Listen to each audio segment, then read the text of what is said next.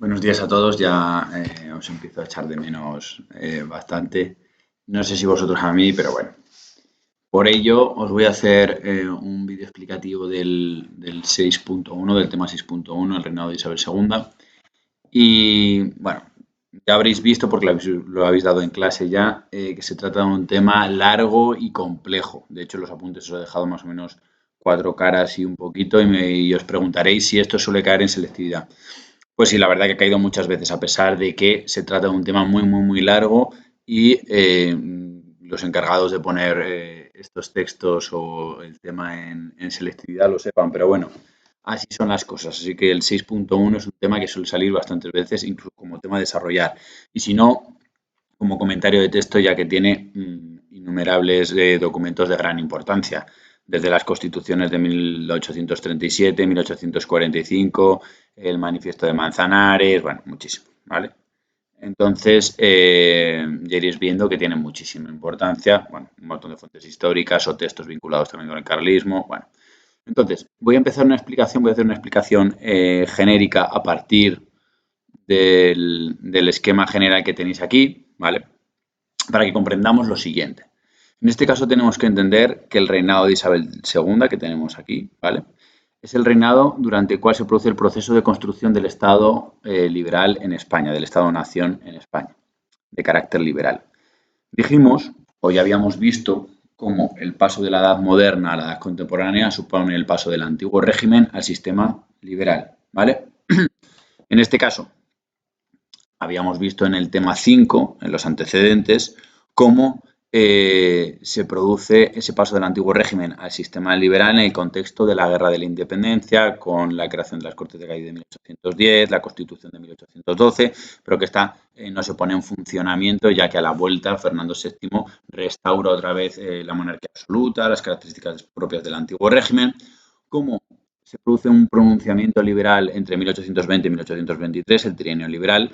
Se restablece en este caso la Constitución de 1812 y se intenta implantar un régimen liberal, pero como con la actuación de los 100.000 hijos de San Luis, en el contexto de la restauración absolutista en toda Europa, la Santa Alianza actúa y los 100.000 hijos de San Luis llegan en este caso, a España y van a liberar a Fernando VII, que volverá a recuperar, en este caso, su poder absoluto. No obstante, ya habéis visto en el 5.3 el tema sobre el reinado de Fernando VII, como la fase final del reinado, la situación económica es tan mala en la hacienda real para el Estado, que se va a ver obligado a realizar ciertas políticas liberales, que veremos que no van a gustar demasiado a los sectores más conservadores. Bueno, tenemos que entender, por tanto, que la implantación definitiva del sistema liberal, del régimen liberal,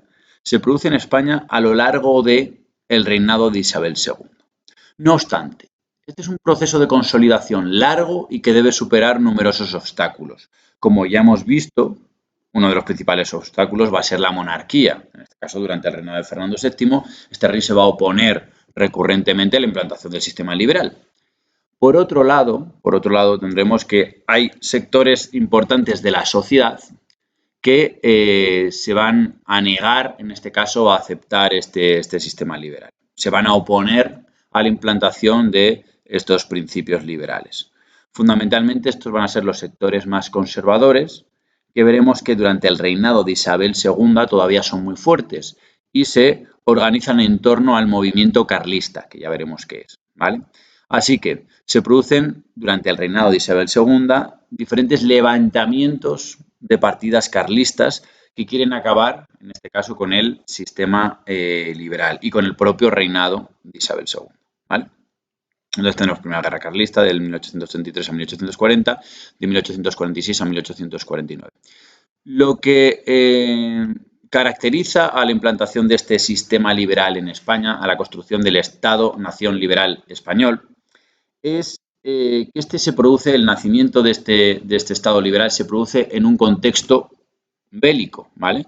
En un contexto de guerra, que es la Primera Guerra Carlista, en una guerra civil entre los sectores que apoyan a Isabel II, los isabelistas, y por otro lado los que apoyan a Carlos María Isidro, que son los carlistas. Entonces, en este contexto, ¿vale?, vamos a observar cómo va a ser la regente María Cristina, ¿vale? Y esto es lo que tiene una gran especificidad respecto a otras revoluciones liberales en las que se imponía este sistema liberal, muchas veces con gran resistencia, etcétera, etcétera. Vale, aquí va a ser una monarca, en este caso la reina como regente, la regente María Cristina, la que se va a ver obligada a aceptar este régimen liberal, estos principios liberales. No porque ella crea en estos principios, que no es así, ¿vale?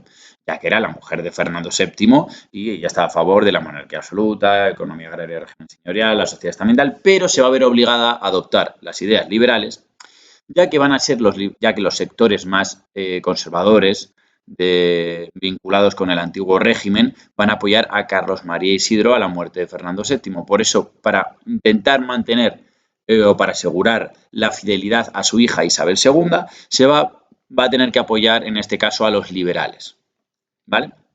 De esta forma, la construcción del Estado-nación liberal en España se produce, en este caso, porque la reina, en este caso la regente María Cristina, se ve obligado a apoyarse en los liberales, que se encontraban la mayor parte en el exilio. Tanto ya veremos liberales moderados y liberales progresistas. Ya veremos qué diferencias existen entre unos y otros en su concepción del Estado y en su adopción de las medidas o de la adopción de derechos y libertades, ¿vale? La cuestión fundamental es que el régimen liberal que se va a establecer en España está muy condicionado por el hecho de que va a ser la propia monarquía la que va a implantar esta transformación, ¿vale? La que va a implantar el sistema liberal. Por tanto, este régimen liberal, durante el reinado de Isabel II, en la mayor parte del tiempo, va a estar dominado por los sectores liberales más moderados, ¿vale? Ya que tras acabar con el peligro que suponen los carlistas, el viraje de la regencia de María Cristina va a ir hacia establecer gobiernos cada vez más moderados. Veremos que durante todo el gobierno de Isabel II, solo durante 2 años van a gobernar los liberales progresistas. El resto van a gobernar los liberales moderados, siguiendo un modelo que es el liberalismo doctrinario o moderantismo, que ya veremos qué características tiene. ¿Qué significa? Significa la creación de un Estado o nación liberal, una estructura organizativa moderna, pero con derechos y libertades muy, muy, muy, muy restringidos y una fuerte centralización y una soberanía compartida entre el rey y las cortes, aunque con mayor prerrogativa para la reina, ¿vale? Así que realmente no existía una división de poderes muy clara, etcétera, etcétera. Así que es una implantación del sistema liberal, pero muy, muy restringido, ¿vale? Luego posteriormente veremos cómo a partir de 1868 se produce una revolución que obliga a la reina Isabel II a exiliarse y comenzarán las primeras experiencias democráticas en el país. Primero con una monarquía realmente parlamentaria, que es la de Amadeo de Saboya, y luego con una primera experiencia republicana, que será la primera república. Todo esto durante el sexenio democrático, ¿vale? Pero bueno, vamos a este periodo, a la consolidación del sistema liberal en España durante el reinado de Isabel II. Para ello, vamos a ir viendo cada una de algunas de las fuentes y textos más importantes. En primer lugar, aparece aquí, bueno, debemos de tener en cuenta o partiremos de los antecedentes, que son los años finales del reinado de Fernando VII, y aquí nos encontramos con que en el año 1830 nace la heredera, en este caso Isabel. Hay que tener en cuenta que estaba vigente en esos momentos una ley sálica que había creado Felipe V, ¿vale? El primer rey de la dinastía de los Borbones. Había establecido una ley sálica que impedía a las mujeres reinar. Entonces, para evitar que su hija no pudiese reinar, tenemos como Fernando lo que va a hacer es cambiar esa ley sálica mediante una pragmática sanción en 1830. A partir de ese momento, tenemos que tener en cuenta que los sectores más conservadores, ¿vale?, más reaccionarios, llamados también apostólicos dentro de la corte, apoyaban al hermano de Fernando VII como sucesor, no a su hija, ya que la ley vigente establecida para los Borbones era la ley sálica. Entonces, buena parte de estos sectores más conservadores no van a aceptar la pragmática sanción, no van a aceptar como heredera a Isabel II, sino a su hermano Carlos María Isidro. que digamos que va a ser el referente para todos estos grupos más vinculados o que defendían a ultranza el antiguo régimen, ¿vale? Por eso, en el año 1833, bueno, aquí tenemos en 1835 un cuadro de Isabel II con 5 años, ¿vale? Hay que tener en cuenta cuál es esta circunstancia y cómo su madre, la regente María Cristina, se ve obligada a apoyar a los liberales porque necesita un soporte importante. Cuando hablamos de apoyar a los liberales, tenéis que pensar que aquí tiene una gran importancia el ejército, ¿vale? Hay que tener en cuenta que la construcción del Estado liberal en España, el ejército va a ser fundamental. Y es una característica propia del siglo XIX, la gran inestabilidad política que va a haber, ¿vale? Ya hemos visto el paso de gobiernos liberales moderados a liberales progresistas, y la participación continua del ejército. Los principales líderes políticos de todo el siglo XIX, casi hasta el final, hasta la Restauración, todos van a ser generales o miembros del ejército, ¿vale? Hay que tener en cuenta que en este periodo hay una característica muy específica que es lo que llamamos pretorianismo. ¿Qué significa esto de pretorianismo? Es la participación del ejército, ¿vale?, en la vida pública. ¿Esto qué supone? Pues, hombre, la participación del ejército supone que hay numerosos levantamientos o pronunciamientos o golpes de Estado.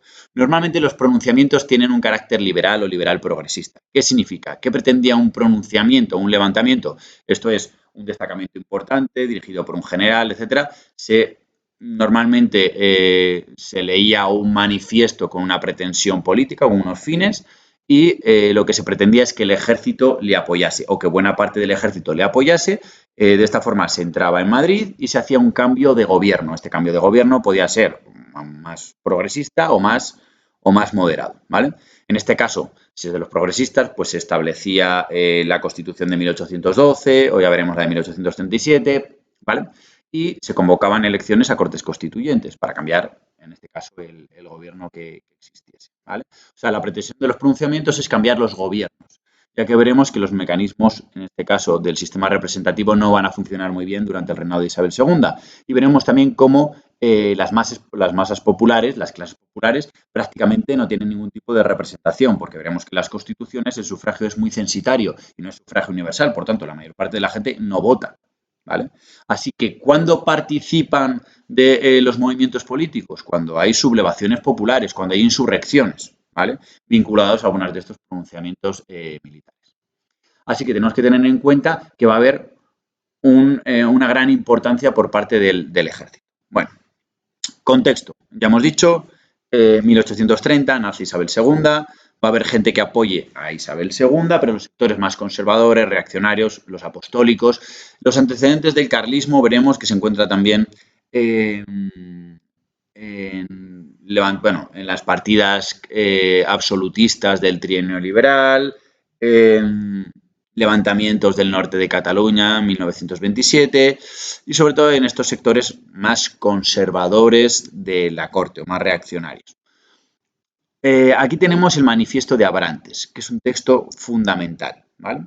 Si lo leemos, nos dice que la religión, la observancia y el cumplimiento de la ley fundamental de sucesión y la singular obligación de defender los derechos imprescriptibles de mis hijos me fuerzan a sostener y defender la corona de España del violento despojo que de ella me ha causado una sanción tan ilegal como de estructura de la ley que legítimamente y sin alteración debe ser perpetuada. Vale, aquí dice, me fuerzan a sostener y defender la corona de España del violento despojo, le han despojado de la corona, que le ha causado una sanción, se refiere a una ley, ¿vale? ¿Qué ley va a ser esta? La pragmática sanción.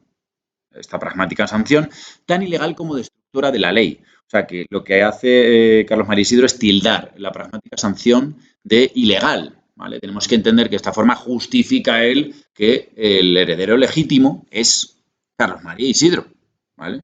Por tanto, dice que es ilegal esa pragmática sanción. Dice, desde el fatal instante en que murió mi caro hermano, ¿vale?, mi querido hermano, en 1833, creía se habrían dictado en mi defensa las providencias oportunas para mi reconocimiento. Él pensaba que su hermano le había reconocido, aunque sabía que no. Y si hasta aquel momento habría sido traidor el que lo hubiese intentado, ahora será el que no jure mis banderas. Entonces, establece que cualquiera que no le apoye a él, ¿vale?, como heredero al trono, como rey, será considerado traidor. Encargo encarecidamente la unión, la paz y la perfecta caridad. No padezco yo el sentimiento de que los católicos españoles que me aman maten, injurien, roben ni cometan el más mínimo exceso. Carlos María Isidro, 1 de octubre de 1833, Abrantes. Abrantes está en Portugal, ¿vale? hay que tener en cuenta que ¿dónde triunfó este levantamiento carlista? ¿Y qué características tiene el movimiento carlista? En primer lugar, el principal elemento de cohesión, ¿vale? Aparte de ser un movimiento legitimista, ¿qué es eso de un movimiento legitimista? Un movimiento que lo que pretende es que Carlos María Isidro sea el nuevo rey, que es el legítimo heredero de la corona, ¿vale? Pero eso simplemente supone un pretexto, ¿vale? Elemento ideológico más importante, ¿vale? Que va a aglutinar a sectores sociales distintos y demás, va a ser la Iglesia, ¿vale?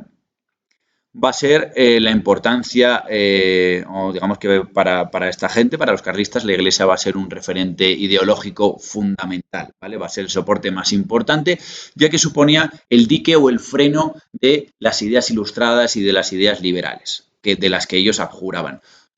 Todas las personas que sean carlistas, que apoyen el carlismo, son personas que rechazan el régimen liberal y que se vinculan al antiguo régimen, a las tradiciones, a las costumbres, a los fueros, las leyes tradicionales, etcétera, etcétera. Digamos que la cosmovisión del carlista, ¿vale? Los referentes más importantes son, primero, Dios, por eso he dicho la referencia de la Iglesia Católica. Dios, patria y rey. Esos son los tres elementos más importantes. Dios, patria, más entendida no tanto como nación liberal, sino como patria, como el territorio patria chica, ¿vale? Como su región. Patria y rey. En este caso, un monarca absoluto, como sería Carlos María Isidro.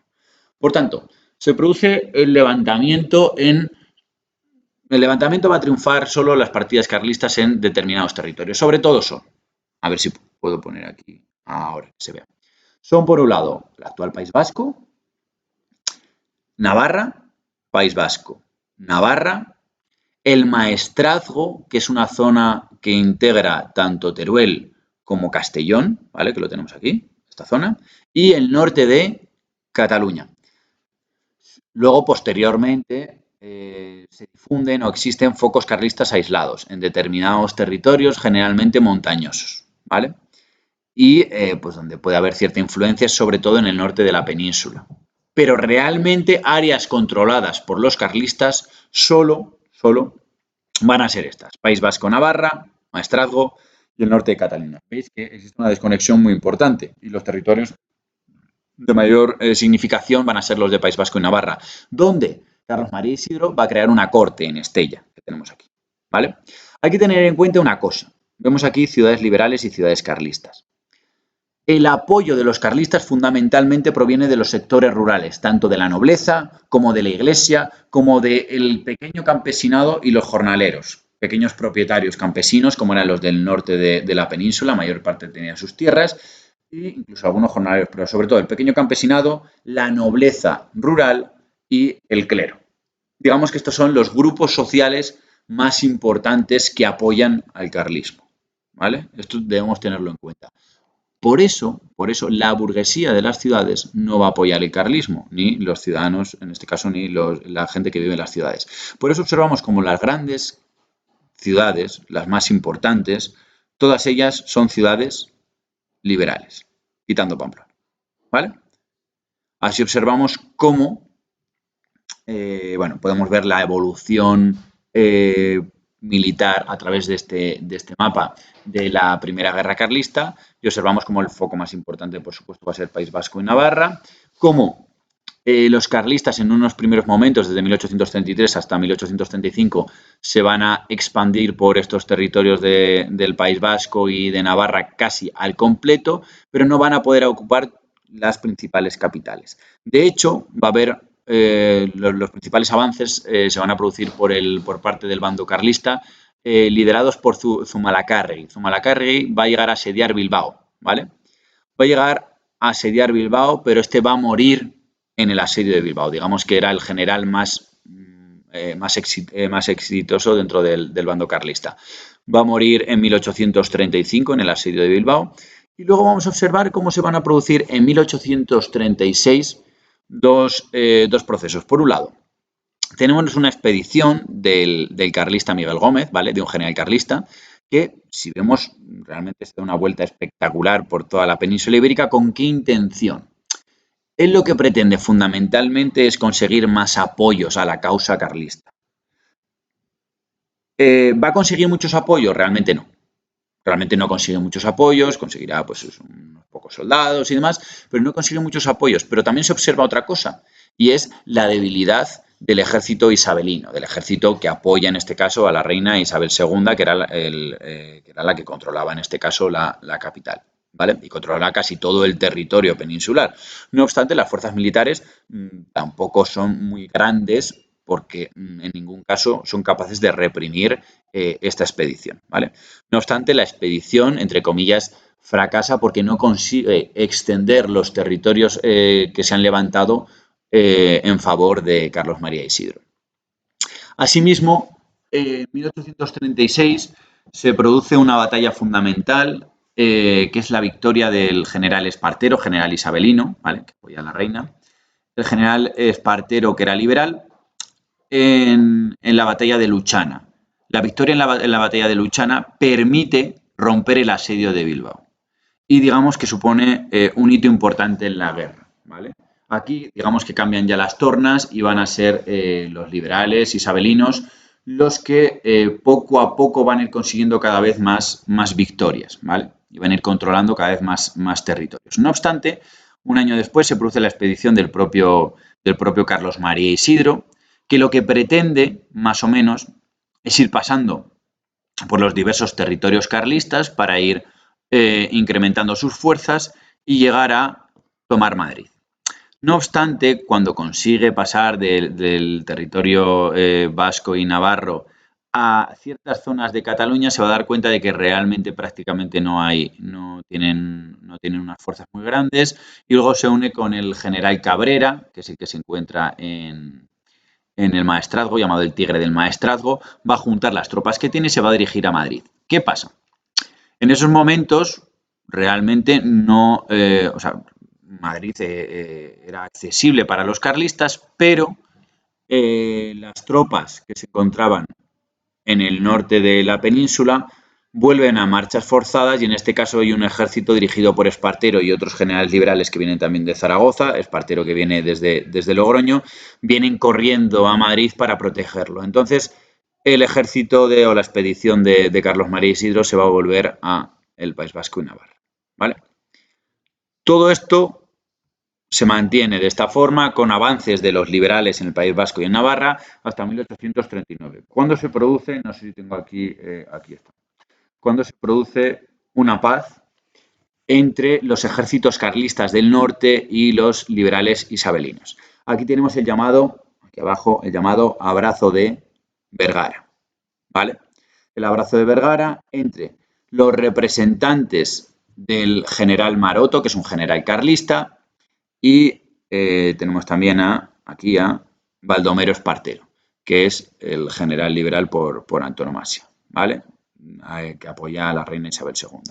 En el convenio de Vergara, ¿qué se dice? Pues realmente es un acuerdo de paz bastante satisfactorio para los propios carlistas. Se dice: el capitán general don Baldomero Espartero recomendará con interés al gobierno el cumplimiento de su oferta de comprometerse formalmente a proponer a las Cortes la concesión o modificación de los fueros. En este caso, lo que se va a hacer es mantener los fueros del País Vasco y de Navarra, ¿vale? O sea, es una consecución. Realmente no era uno de los principios fundamentales del carlismo, que aquí sí que aparecen Dios, patria y rey, pero sí que va a ser el resultado de la negociación entre carlistas y liberales. Digamos que va a ser el reflejo de esa paz. El reflejo de esa paz va a ser la obtención de los fueros o el mantenimiento de los fueros, que son las leyes tradicionales del País Vasco y de Navarra, ¿vale?, aceptados por las Cortes liberales.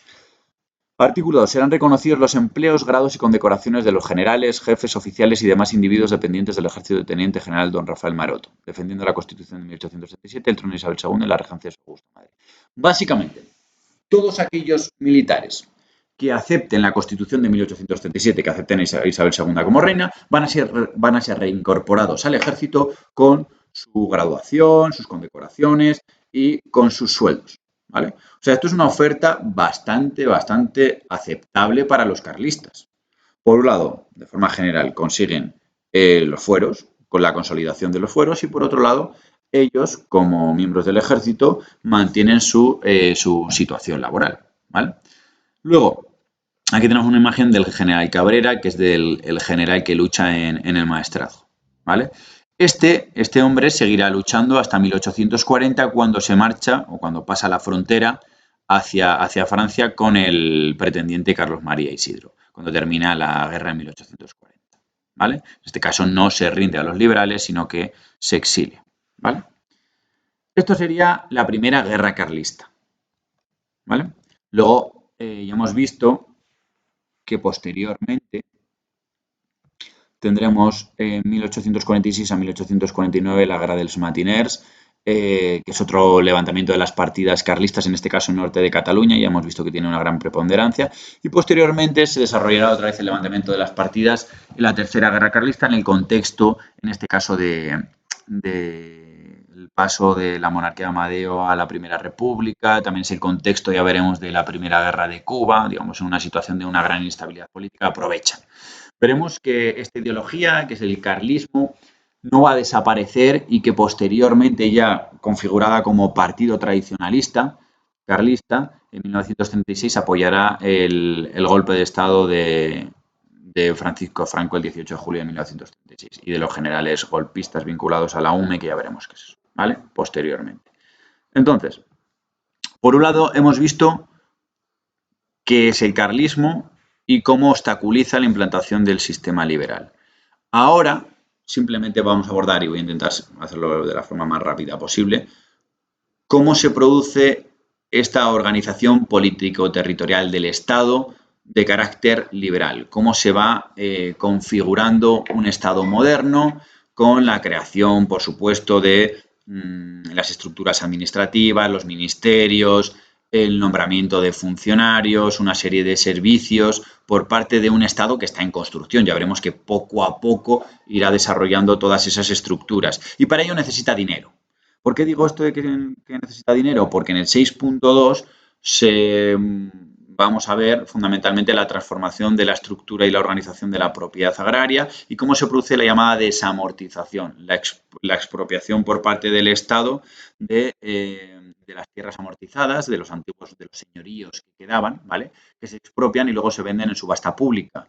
¿Por qué se venden en subasta pública? Porque se necesita dinero, por un lado, para luchar contra los carlistas en el norte y por otro lado, para ir configurando y conformando las estructuras de un Estado de carácter liberal, ¿vale?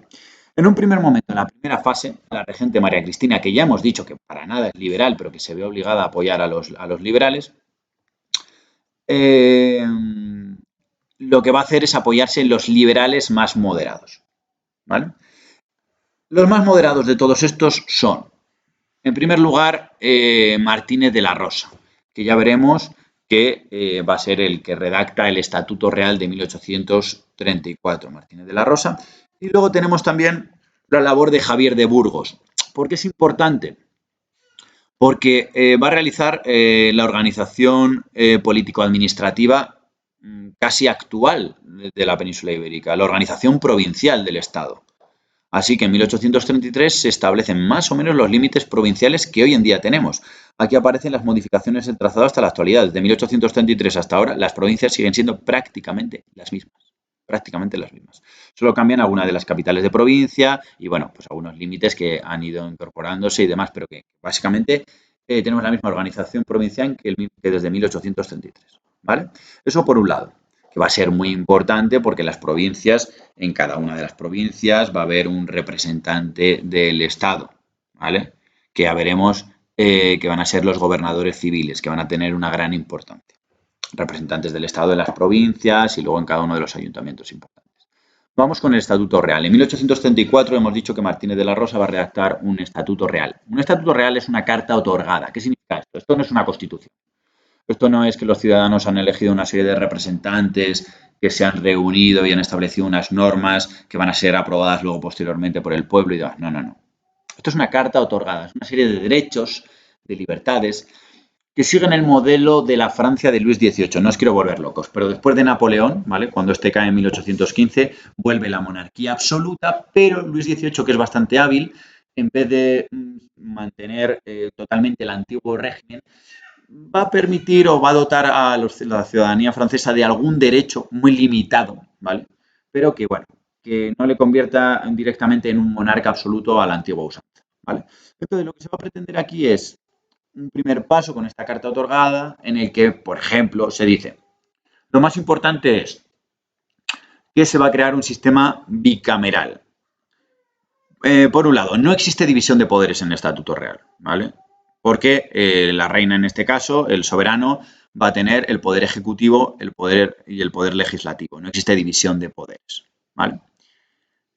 De hecho, pero sí va a existir una asamblea, que van a ser las cortes, y van a ser unas cortes bicamerales, y en vez de llamarlo Congreso de los Diputados y Senado, estas cortes, que van a ser dos asambleas distintas, vamos a tener un estamento de los procuradores, que sería lo que luego va a ser el Congreso de los Diputados, y un estamento de próceres, ¿vale?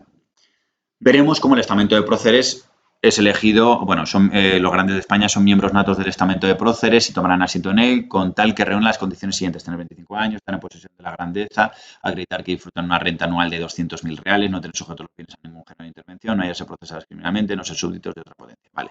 La cuestión fundamental del Estatuto Real, ya veremos que es que no existe esta división, no existe división entre el poder ejecutivo y el legislativo, ya que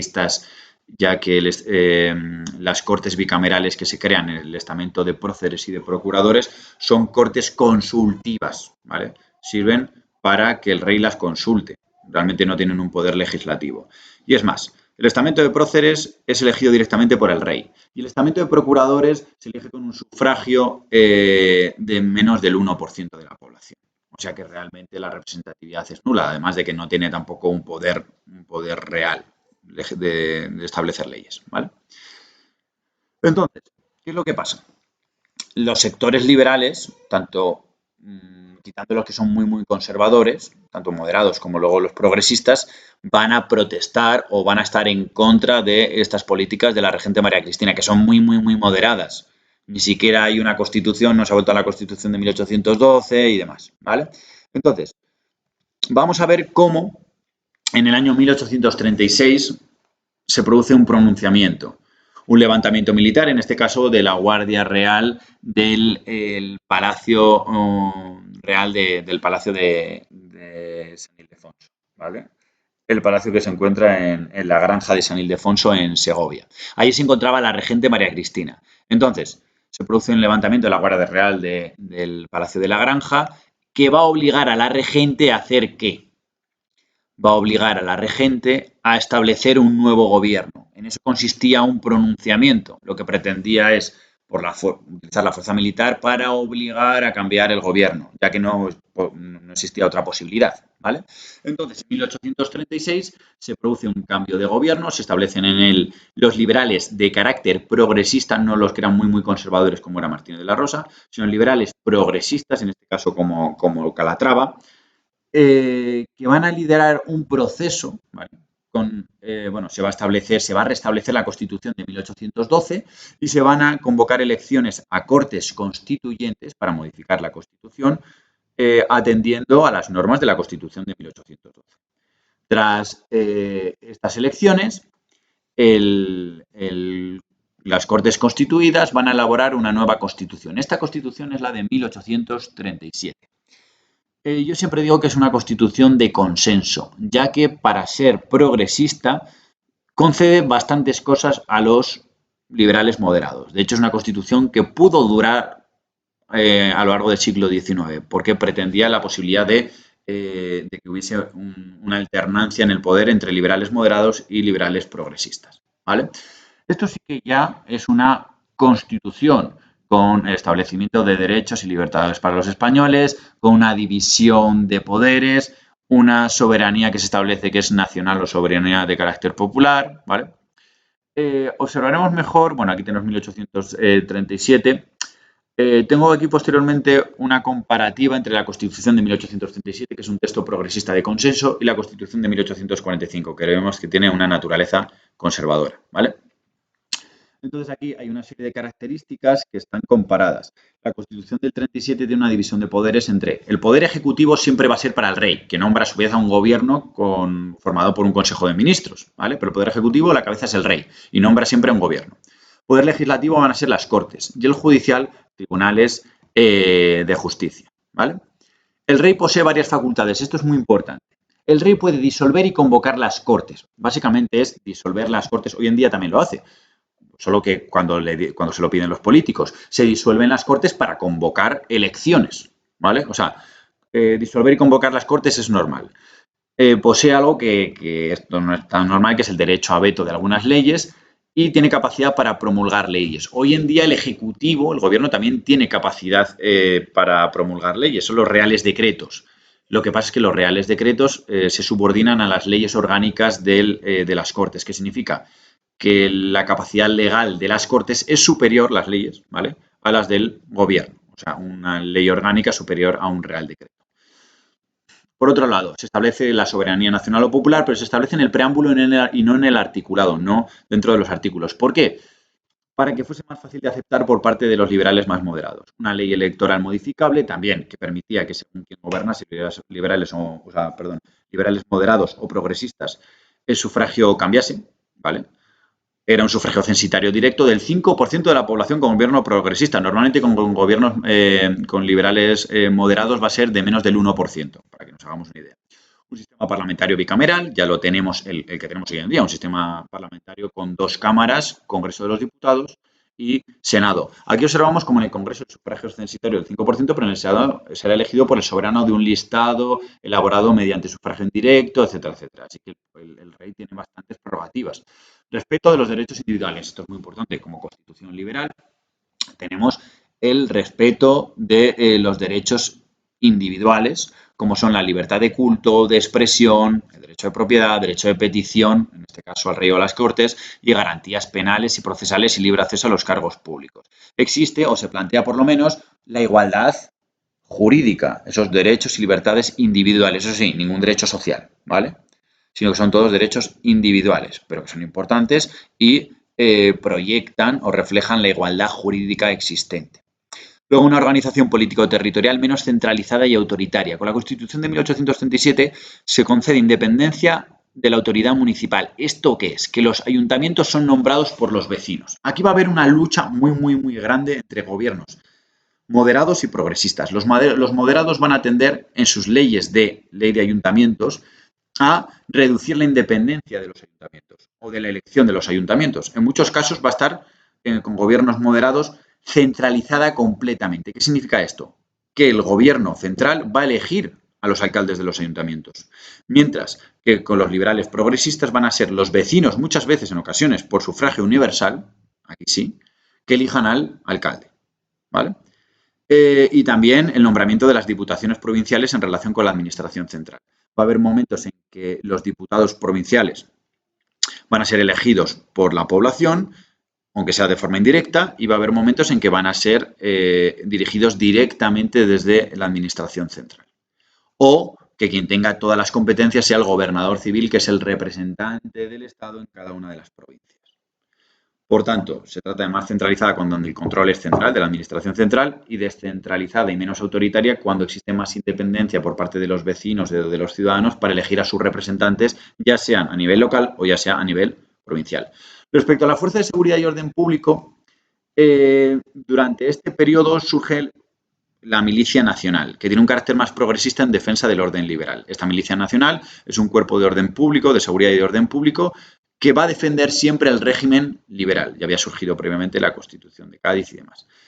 Siempre que hay un pronunciamiento de carácter liberal progresista, surge una milicia nacional, ¿vale?, que va a defender este régimen. Frente a ello veremos el surgimiento de otras fuerzas y cuerpos de seguridad en época del control de los liberales moderados, como va a ser la Guardia Civil, que es un cuerpo de naturaleza militar creado en 1844 por el duque de Ahumada, ¿vale? Veremos las diferencias entre la Constitución del 37 y las del 45. Importante, con la Constitución de 1837 tenemos también la primera ley de desamortización. Es la ley de desamortización de Mendizábal. La ley de Mendizábal permite expropiar las tierras, sobre todo en este caso del clero regular, ¿vale? Clero regular son de las órdenes monásticas. Se van a expropiar buena parte de esas tierras y se van a subastar. Con eso el Estado se va a financiar, bueno, con eso se va a pasar del régimen señorial o de estas tierras amortizadas, también llamadas manos muertas porque no se trabajaban y demás, que eran régimen o que eran señoríos, se pasará a la propiedad privada. ¿Vale? Dentro de este proceso de implantación del sistema liberal, a su vez el Estado va a conseguir dinero para el desarrollo de sus estructuras y también para luchar contra los carlistas. Entonces, esta ley va a ser establecida por uno de los ministros de Calatrava, que va a ser Mendizábal, un ministro muy importante. No obstante, en 1840, cuando termina la guerra, aquí tenemos, voy a poner el esquema para que se vea un poquito mejor, para que se vea un poco mejor. En 1840 justo, ¿vale? Tenemos aquí, termina la guerra carlista y con ello la regente María Cristina, que había, bueno, en este caso, había permitido tras ese golpe que hubiese gobiernos de liberales progresistas, va a cambiar el gobierno que no tiene apoyo del Parlamento. Ya hemos dicho que el rey es el quien tiene el poder ejecutivo y que puede nombrar gobiernos diversos. Normalmente eran los que tenían mayoría en las Cortes, pero a veces no, ¿vale? Entonces lo va a hacer, va a poner un gobierno de moderados en 1840. Este gobierno, dirigido por moderados, va a querer cambiar la ley de ayuntamientos, ya hemos dicho, centralizándola, haciendo que los vecinos no pudiesen elegir a sus representantes en los ayuntamientos. Esto va a provocar un levantamiento muy importante, ¿vale? Que va a acabar un levantamiento, en este caso, de las masas populares, con participación de la milicia nacional, que lo que va a pedir es, en este caso, que se eche a la regente María Cristina, ¿vale? Y en este caso, quien va a tomar el control va a ser un general progresista, que es el único que va a ser capaz de controlar las juntas. Estas juntas tienen un carácter revolucionario, como habíamos visto ya en la Constitución durante la Guerra de la Independencia, esta institución que son las juntas, es en las cuales va a participar, pues eso, las clases populares fundamentalmente, cuando se organizan motines o levantamientos de carácter popular. Estas juntas de carácter revolucionario van a tener diversas demandas que en muchas ocasiones pues no se van a cumplir luego por parte de los gobiernos, aunque sean progresistas. ¿Vale? En este caso, en 1840, las demandas fundamentales en este caso era pues, la ley de ayuntamientos, el establecimiento de la milicia nacional y acabar con los consumos, ¿vale? Con la ley de consumos, que eran impuestos indirectos, era el IVA de la época, ¿vale?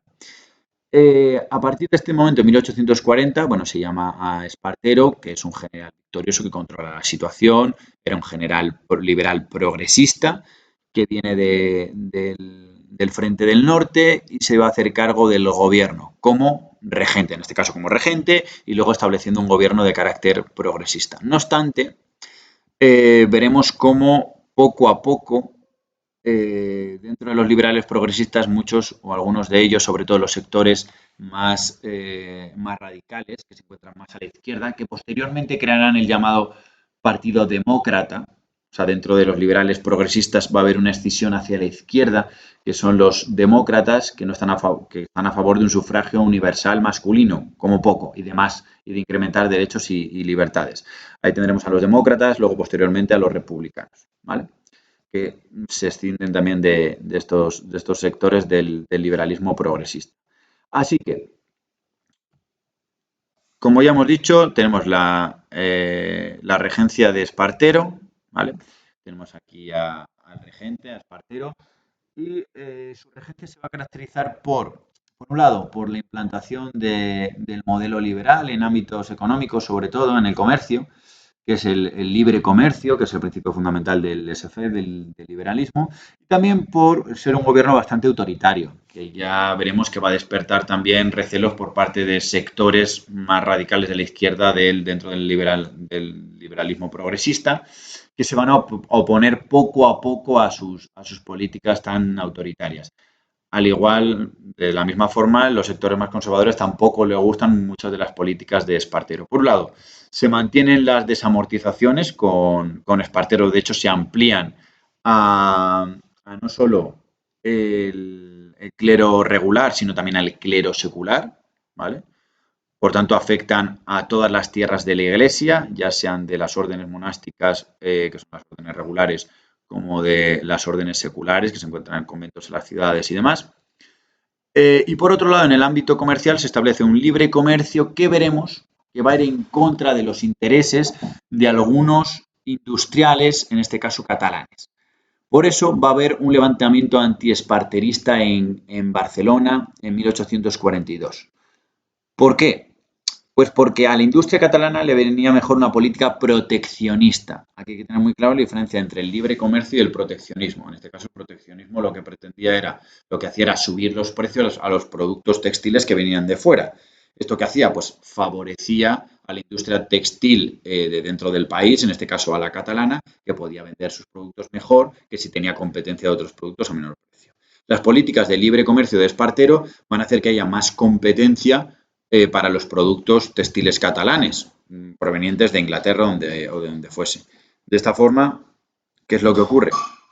Lo que ocurre es que se produce esta sublevación, el levantamiento antiesparterista, y lo que va a hacer Espartero, no en corto ni perezoso, es bombardear desde el castillo de Montjuïc, que es lo que tenemos aquí arriba, va a bombardear la ciudad de Barcelona. Es cierto que digamos que con el levantamiento las fuerzas militares de la ciudad se habían tenido que quedar en el castillo de Montjuïc, pero Espartero da la orden de bombardear directamente las ciudades con los cañones del castillo. Así que al final va a tomar la ciudad, pero en 1843, debido, digamos, que a esta deriva autoritaria de Espartero, que no gustaba ni a los sectores más a la izquierda del Partido Progresista, ni a los sectores más conservadores, esto va a hacer que, con creación de juntas y demás, que se produzca la aprobación, en este caso, de la mayoría de edad de Isabel II, y con ello comience directamente su reinado efectivo. En este caso, en 1843, con 13 años, Isabel II se convierte en, ya era la reina, pero en este caso va a pasar a gobernar directamente ella, ¿vale? Aquí tendremos el reinado de Isabel II y con ello comenzará un periodo, en este caso, en el que los liberales moderados se van a encontrar en el poder prácticamente siempre. Desde 1843, en este caso ya 1844, y hasta 1868, solo durante 2 años, durante el bienio progresista, aquí tenemos el esquema para que lo veamos un poquito mejor, desde 1843 hasta 1868, solo durante 2 años van a gobernar los liberales progresistas. Son los liberales moderados los que van a gobernar el país durante todo el reinado de Isabel II. ¿Vale? Hay que tener en cuenta que ya había pasado la amenaza carlista y que, por supuesto, la ideología de la monarquía en España no era ni mucho menos progresista, ¿vale? Era lo más moderada posible. Y veremos en un segundo vídeo que voy a hacer, porque yo creo que se está haciendo demasiado largo, veremos este reinado efectivo de Isabel II, ¿vale? Y cuáles son las características o el modelo a seguir. Marcado por la Constitución de 1845, que la tenemos aquí, Constitución de 1845, que podéis comparar con la de 1837, en la que se difumina la separación de poderes, hay una soberanía compartida entre el rey y las cortes. Ya no hablamos de soberanía nacional o popular, el poder no reside en la nación, sino en el rey y en las cortes, por tanto se le da más poder y más prerrogativas a la reina, con un modelo de liberalismo doctrinario o moderantismo inspirado en la Constitución francesa de 1830, con una ley electoral muy restrictiva, sistema parlamentario bicameral, suspensión o restricción de derechos individuales, se reducen las libertades, libertad de culto y de expresión, se incrementa la represión y la censura, y una organización político-territorial fuertemente centralizada y autoritaria. Fuerzas de seguridad y orden público, pasará a ser la Guardia Civil. Importante respecto a la ruptura de esta división de poderes. El rey, que nombra gobierno, en el legislativo las cortes, judicial los tribunales de justicia, pero el soberano incrementa sus facultades. Esto es importantísimo para que lo entendáis, ¿vale? Mantiene las anteriores, la de disolver y convocar las cortes, pero añade el derecho a suspender la reunión de las cortes sin límite temporal, lo que en la práctica permitía acabar con la actividad legislativa de los diputados. Va a haber periodos muy amplios, ¿vale?, de estas etapas de gobierno en el que las cortes no se reúnan. No se reúnan porque la reina la suspende. Y punto. ¿Y quién va a gobernar? Pues el gobierno que nombre la reina, ¿vale? En este caso el Consejo de Ministros que nombre la reina. Y el presidente del gobierno va a ser quien nombre la reina, a dedo, sin que haya mayorías en las cortes ni nada en muchas ocasiones. ¿Por qué? Porque suspende esa actividad legislativa, ¿vale? Aquí veremos, para darle un poquito más de picante, que realmente la mayor parte de los presidentes de gobierno, digamos que van a ser en muchas ocasiones amantes de la propia reina Isabel II, que se lo va a pasar por la piedra antes de nombrarlos como presidentes del gobierno. Digamos, así un poco más serios, que va a ser digamos que las luchas entre diversas facciones de la Corte van a ser las que van a determinar cuáles son los presidentes de gobierno. Para nada, la representatividad o por parte de las Cortes, ¿vale? O sea, no es un sistema representativo en el que los ciudadanos eligen a los diputados que a su vez van a elegir al presidente del gobierno que tiene una mayoría. No, para nada. Va a ser más una elección directa por parte de la reina. Por eso hablamos de un modelo que es el liberalismo doctrinario o moderantismo, ¿vale? En el que es un sistema liberal, sí, pero muy restrictivo, muy conservador. Por ello veremos cómo las clases populares y los progresistas se van a intentar sublevar y levantar en alguna ocasión, como es en el bienio progresista de 1854 a 1856. Y luego, como posteriormente ya en 1866 se va a crear un pacto, que es el Pacto de Ostende, por el cual se va a pretender acabar directamente con el reinado de Isabel II, porque es que este sistema ya no se sostiene, ¿vale? Pero todo esto un poquito más detallado lo haré en otro vídeo, porque si no, este puede ser excesivamente largo. Cualquier duda que tengáis, ya sabéis lo que podéis hacer, ¿vale? Me podéis escribir. Hasta luego.